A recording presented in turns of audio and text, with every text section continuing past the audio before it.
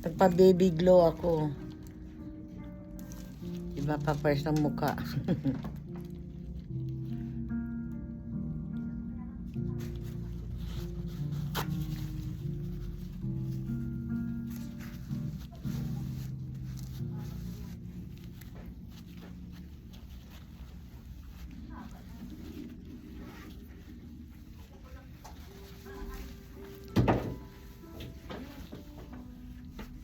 Ang tawag dito ay baby glow.